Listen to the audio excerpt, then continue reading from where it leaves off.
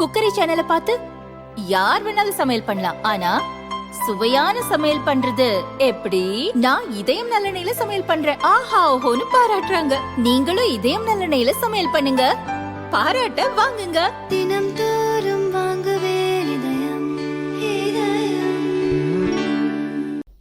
சென்னை பெசன்ட் நகரில் கடற்கரையை ஆக்கிரமிப்பில் இருந்து மீட்டெடுக்கும் விதமாக மாநகராட்சி அதிகாரிகள் பல்வேறு நடவடிக்கைகளை எடுத்து வருகின்றனர். ஆக்கிரமிப்புகளை அகற்றுவது தொடர்பாக மாநகராட்சி அதிகாரிகள் கடை உரிமையாளர்களிடம் நோட்டீஸ் வழங்கினர். கடைக்காரர்கள் தாங்களாக ஆக்கிரமிப்புகளை அகற்றாவிட்டால் நாங்கள் வந்து அகற்றுவோம் என அதிகாரிகள் எச்சரிக்கை விடுத்திருந்தனர். இன்று காலை ஜேசிபியுடன் வந்து ஆக்கிரமிப்புகளை அதிகாரிகள் அகற்றினர். இதற்கு எதிர்ப்பு தெரிவித்து கடை உரிமையாளர்கள் அதிகாரிகளுடன் வாக்குவாதத்தில் ஈடுபட்டதால் பரபரப்பு ஏற்பட்டது. இதனால் பலத்த போலீஸ் பாதுகாப்புடன் ஆக்கிரமிப்புகள் அகற்றும் பணி நடைபெற்றது. யாருமே எதிர்ப்பு தெரிவிக்கல, எல்லாருமே வந்து ஒத்துழைப்பு கொடுக்கறோம் தான் சொன்னாங்க. அந்த ஒத்துழைப்பு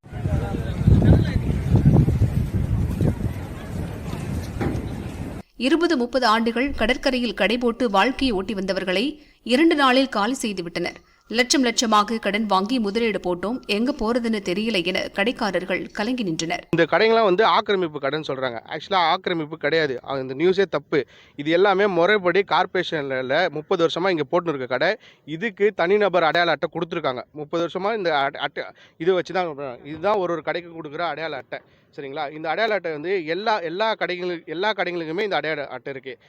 இப்போ வந்துட்டு பீச் வந்து ஆக்கிரமிப்பு பண்ணிட்டாங்க, அழகு சீர்குலைக்கிறாங்க, அது குளிக்கிறாங்க, அதெல்லாம் எதுவுமே எல்லாமே போய் எல்லாருக்குமே ஃபுட் லைசன்ஸும் இருக்குது. எப்படி ஒரு பொருளை நாங்கள் சேல்ஸ் பண்ணோன்றது எங்களுக்கு கிளாஸ் எடுத்திருக்காங்க. அதுபடி தான் நாங்கள் இங்கே வந்து எல்லாமே பண்ணிட்டு இருக்கோம். ரெக்வஸ்ட் பண்ணுறோம், கெஞ்சுறோம், விடுங்க, நாங்கள் எடுத்து வச்சுக்கிறோம், நாங்கள் இது பண்ணிக்கிறோம். இத்தனை நாள் என்ன பண்ணீங்க?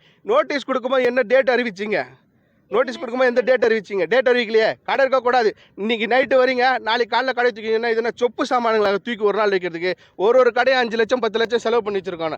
நாங்கள் வந்து பீச்சில் வந்து ஆக்கிரமிப்பு பண்ணல, எங்கள் வாழ்வாதாரத்துக்காக தான் நாங்கள் போகிறோமே தவிர இது நாள் வரைக்கும் பீச் கடைகள்லேருந்து ஒரு கம்ப்ளைண்ட் வந்திருக்குங்க. சொல்லுங்கள், மீனவர்கள் சார்பா இந்த பிரச்சனை நடந்திருக்குன்னு எனக்கு நினைவு தெரிஞ்சு நான் 2 பேரை நான் காப்பாற்றிருக்கேன். உள்ளே போனவங்கள 2 பேர் நான் காப்பாற்றிருக்கேன். இப்போ கிடையாது. அப்போ இந்த போலீஸ் இதெல்லாம் கிடையாது. என் பக்கத்து கடையில் வேலைண்ணா மக்கி இவங்களாம் சேர்ந்து தான் 2 பேரை தூக்கிட்டு வந்தாங்க. மண் வளத்தை நான் ஆசைப்படுத்துகிறோன்னு சொல்கிறாங்க. நாங்கள் போடுறது ஒரு ரோ கடையில் என்ன மண் வளம் பாதிக்கப்படும்? நாங்கள் அந்த அன்றாட குப்பையில் எடுக்கிறோம். குப்பை எடுக்கிறதுக்கு கார்பரேஷன்கிட்டையும் உதவி கேட்டோம். நாங்கள் கேட்காம இல்லை, கார்பரேஷன்கிட்டையும் உதவி கேட்டிருக்கோம். நாங்கள் குப்பையை ஒழுங்குபடுத்துறதுக்கு எங்களுக்கு முறையான பீச்சில் ஒரு கார்பேஜுக்கு வைங்க, நாங்கள் அதில் குப்பை போடுறோம். அது கிடையாது, அதுவும் ப்ராப்பராக இல்லை. அதுக்கு ஒழுங்குபடுத்திருந்தாலும் பிரச்சனை. இப்போ ஒரு வண்டி வருது, அந்த வண்டி மண்ணை சுரண்டி மண்ணில் இருந்து தான் எல்லாத்தையுமே தூக்கி போடுது. அந்த வண்டியோட அச்சு பார்த்தீங்கன்னா எல்லா இடத்துலையுமே பள்ளம். பீச்சில் முறைப்படி பார்த்தீங்கன்னா பள்ளமாக தான் இருக்கும். அது வந்து மண் வளர்த்து கெடுக்கல, நாங்கள் வந்து கடை போடுறது தான் மண் வளம் கெடுக்குதா? பொழப்பே இல்லை. அவங்க 20,000 10,000 5,000 பொருள் வாங்கி போட்டுட்டு இன்னைக்கு கண்ணீர் தண்ணியமாக இருக்கிற நான் 3 பிள்ளைங்களை வச்சுருந்து நாங்கள் என்ன பண்ணுவோன்னு தெரியலப்பா. இதுமாரி அது கார்பரேஷன்லேயும் வந்து எங்களை இப்படி பண்ணிட்டாங்கப்பா. இன்னும் எல்லா கடையும் உடைச்சி தூக்குறேன்றாங்க. எங்களுக்கு எங்கே போகும் பொழைப்போன்னு தெரியல. ஒரு கடைகளை ஒட்டு வாரி கொட்டிட்டாங்கப்பா. எங்களுக்கு பொழைப்பே கொஞ்சம் கடை அடிக்க வட்டிக்கு வாங்கி தண்டல் வாங்கி நாங்கள் 3 லட்சம் 2 லட்சம் போட்டுக்கிறோம்ப்பா. நாங்கள் எப்படி வட்டி கட்டுவோம், எப்படி தண்டல் கட்டுவோம், எப்படின்னு இங்கேயே உட்காந்துருக்கிறோம்ப்பா. காலையிலேருந்து 7 மணிலேருந்து பல்லாம் கூட தேக்காது வந்து உட்காந்துக்கிறோம்ப்பா. எங்கள் வவுச்சரிச்செல்லாம் அந்த கார்பரேஷன் ஏன்பா இப்படி எங்களுக்கு மாற்றுக்கு இடமும் கொடுக்க மாட்டுறாங்கப்பா. நாங்கள் என்னப்பா பண்ணோம்? எல்லாம் தவளை குழந்தை வச்சுருக்குறாங்கப்பா. பாவம் இது இங்கெல்லாம் எங்கெல்லாம் இருக்கப்படுறா. கடல்லையும் வருமானம் இல்லை. நாங்கள் என்ன பொழைக்க முடியும் சொல்லு? சேர்மேனு தான் எங்களை வருமானம் இல்லாட்டு கொடுத்துருக்கீங்க. 4 நாளைக்கு கடலில் வலை போவாங்க, 4 நாளைக்கு வீட்டில் இருப்பாங்க. வருஷத்துல 6 மாதம் தான் போகிறதுக்கு ரொம்ப கஷ்டம். கடல் போகாது. இப்போ கடல் இதோட போகாது, கடல் மேலே வருது.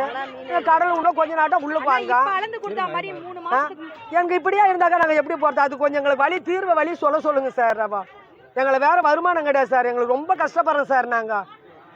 நாங்கள் நேற்று நீ கடை போட்டு எடுக்கலை, 30 வருஷம் ஆகுது நான் கடை போட்டு. என் பையனுக்கு 12 வயசு நான் பீச் உள்ள வந்தேன். இதெல்லாம் இங்கே தான் நாங்கள் இருக்கிறோம். காலையில் 7 மணிக்கு வந்தோம். ராத்திரி கூட நியூஸ் சொன்னாங்க. காலையில் 7 மணிக்கு வந்தோம். என்னாச்சு ஏதோ திங்கக்கிழமை தான் வருவான்னு பார்த்தா 7 மணி தான் போதுன்னு வந்துட்டாங்க எல்லாம். அப்படி வந்தால் நாங்கள் என்ன பண்ண? காலும் பேரில் கையும் பேரில் எங்களை வாயை கூட திறக்கலை. அப்படியே ஒடிச்சு வாயிட்டாங்க.